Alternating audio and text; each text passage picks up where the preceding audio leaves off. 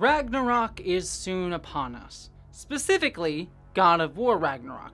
So we're taking a look at the central figures of the game and looking at their actual story in Norse myth, how it is similar or different to what we've already seen in God of War, and what that all might mean for Kratos' ultimate fate. And today, we're starting with a crowd favorite. Despite being one of the most famous mythological gods known today, Loki is also one of the most misunderstood, and not just by the other Aesir, aka the Norse gods. Like, for example, did you know that Loki, in mythology, isn't actually Thor's brother? Yeah, that was a thing that Stan Lee came up with. Loki has had numerous depictions throughout pop culture, all shifting and playing with the Norse mythology, which fits our shape-shifting friend quite well. But let's try to find the truth of his story. So, we'll focus on Loki's history in Scandinavian myth to discuss how he might or might not appear in the God of War games. Oh, and ample spoiler warning on this one for all of the God of War games. If you know, you know. With that said, let's travel the Bifrost into the mythology of Loki. In real life, Loki is actually one of the last gods that historians found records of. He wasn't even mentioned until centuries after the Romans encountered the Scandinavians, meaning that Loki likely showed up in myth way later than most of the other gods. Even further, we don't even know 100% who his parents are in myth. His father is the giant Farbati, but his mother could be Laufey, hence his name Loki Laufeyson, or Null. But we don't even know if Laufey or Null are even Aesir. In fact, Loki first encountered the Aesir when he met Odin while wandering the Nine Realms, and the two became fast friends and even blood brothers, though the reasons for which are unknown. This ambiguous origin has actually played a role in countless iterations of Loki in pop culture, one which God of War 2018 takes advantage of, because, and huge spoiler warning here, this is your last chance, we learn at the end of the game that Atreus, Kratos' son, is actually Loki himself. The giants called me Loki? Loki. That's the name your mother wanted for you when you were born. Here, Loki, or Atreus as we'll call him, is the child of Kratos himself and Laufey, who Kratos affectionately called Faye, and was a giant. Despite dying before the game's start, Faye raised Atreus with Kratos, even giving the boy his Talon bow. Like Loki in myth, Atreus has spent his entire life sequestered from everyone else, never encountering a god until the game's events. But here though, he's intelligent and happy-go-lucky, but takes things seriously when he needs to. We are not men. We are more than that. The responsibility is far greater. And you must be better than me. Understand? Say it. I will be better. Mythological Loki, though, by contrast, is cunning and clever, but uses this skill for trickery. He brings chaotic neutral energy to everything he does. Yet, the other Aesir don't hate him for this, because while he can be frustrating, he's tolerated because he often helps them. For example, one day, for fun, Loki cuts the hair off of Sif, one of the Aesir whose hair was renowned for its beauty. When Thor, who was married to Sif, found out, he threatened to pulverize Loki, who in terror says that he will get the dwarves to make Sif more hair to rectify the damage that he did. And Loki actually followed through, getting the dwarves to make Sif more hair. And they also, at the same time, made a great ship called Skipaldnir and a spear named Gugnir. Loki, who thought that this was really cool and enjoyed hanging out with the dwarves, decided to pass the time by betting two dwarves, Brock and Sindri, his head, that they couldn't create something even better than that ship and spear. And the two actually took the bet. As they worked though, Loki attempted to cheat by turning into a fly and stinging their hands, neck, and eyelids, trying to ruin their work. Yet, despite this, they actually did make some excellent rings and a hammer whose handle was too short due to Loki's messing around with them. And they decided to name this hammer Mjolnir. Yes, that Mjolnir, Thor's famous hammer. The dwarves presented these gifts to the Aesir, and the Aesir loved them, especially Thor, who loved his new smashin' things hammer. And so Brock and Sindri were about to take Loki's head as a prize, but he pointed out that he had promised his head and not his neck. So instead, the dwarves sewed his mouth shut. Which, sounds fair. All of this trickery is at odds with where we see Atreus in Ragnarok. Thor, for example, seems to already have Mjolnir in the game when Atreus meets him, even though it was also made by Brock and Sindri. Atreus in the game may be playful, but is rarely seen to be playing tricks just to mess with people. Further, Atreus seems generally curious about the world, yet is accepted by his father and those he meets, even the dwarves Brock and Sindri themselves, who seem to like Loki's questions and company, unlike his mythological counterpart.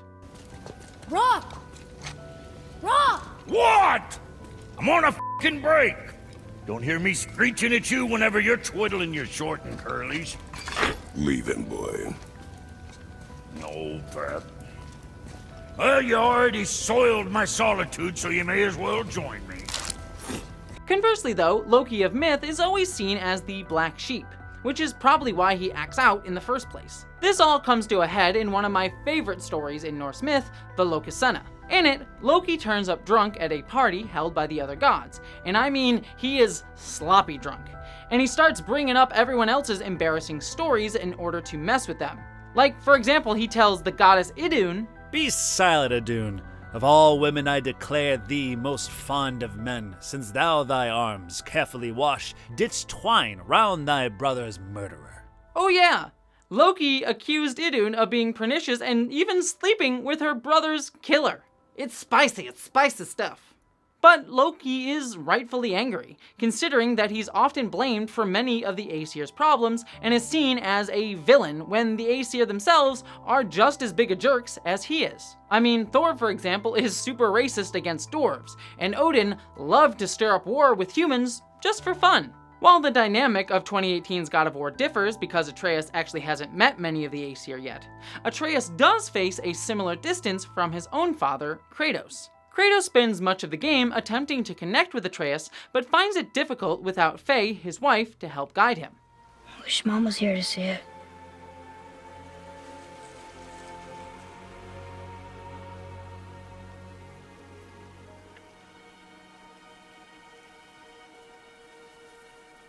As a result, this sometimes makes Atreus feel inadequate to his father's affections in much the same way that Loki of myth felt distanced from the Aesir.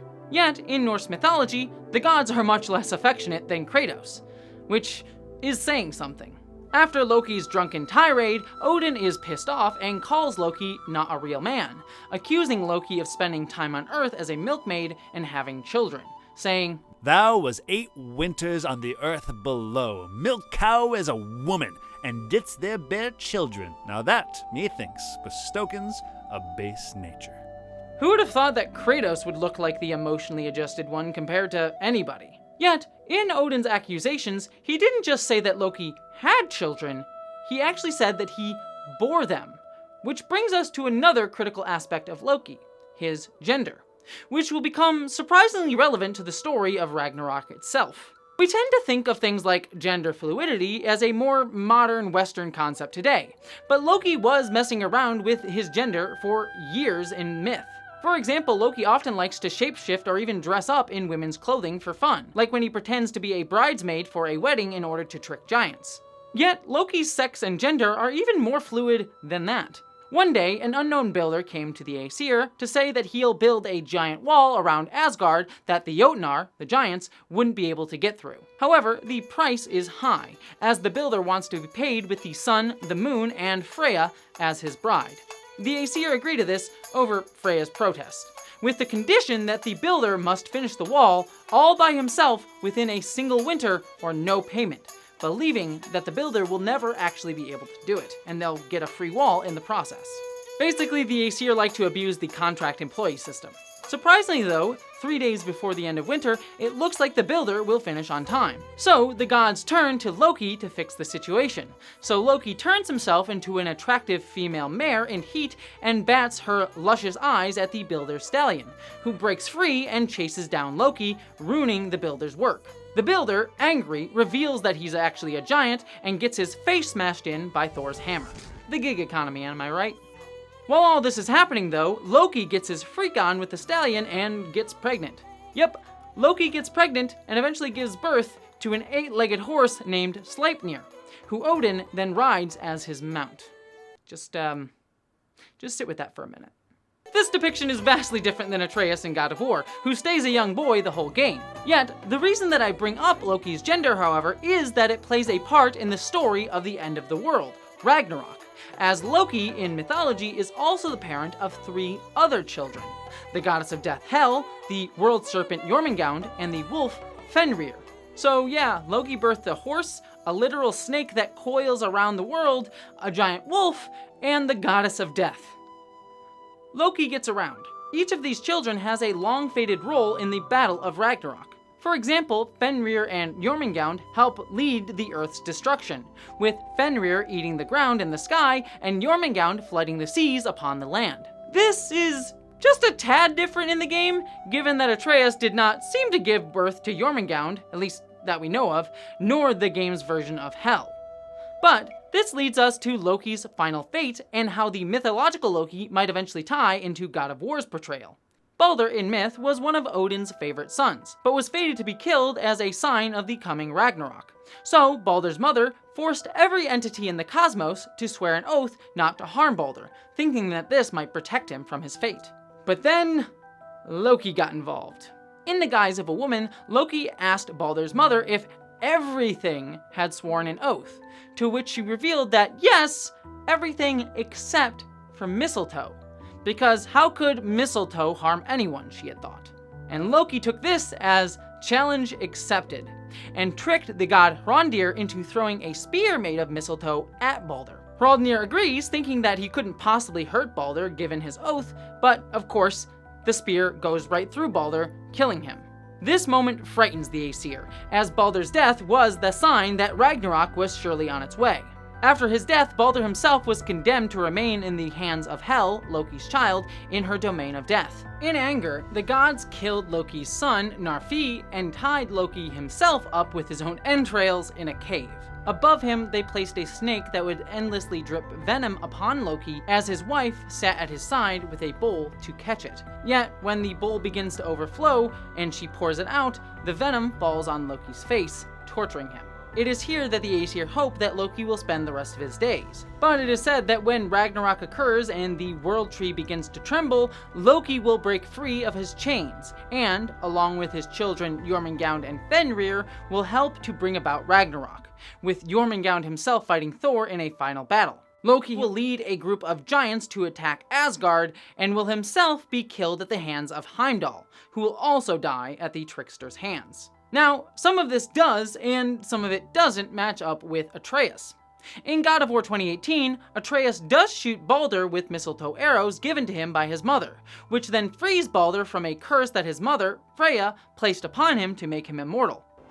You still need to pay for the lifetime that you stole from me. Kratos then kills Balder with Atreus' help. This isn't the same as Norse myth, but it does rhyme with it. And Balder's death, as it does in mythology, does signal the coming of Ragnarok, heralding Fimbulwinter.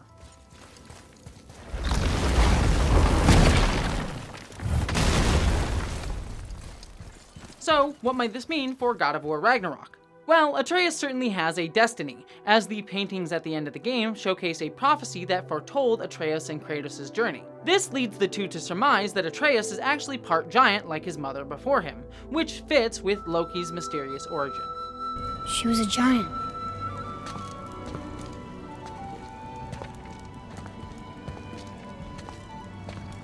I'm a giant.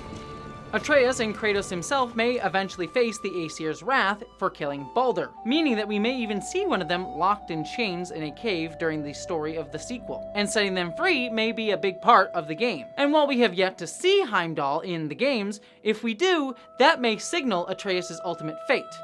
Only time and the gods will tell.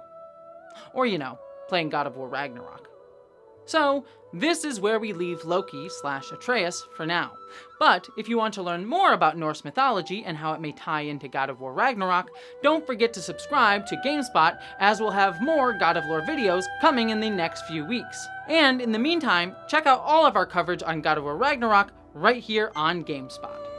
We will be the gods we choose to be, not those who have been. Who I was is not who you be.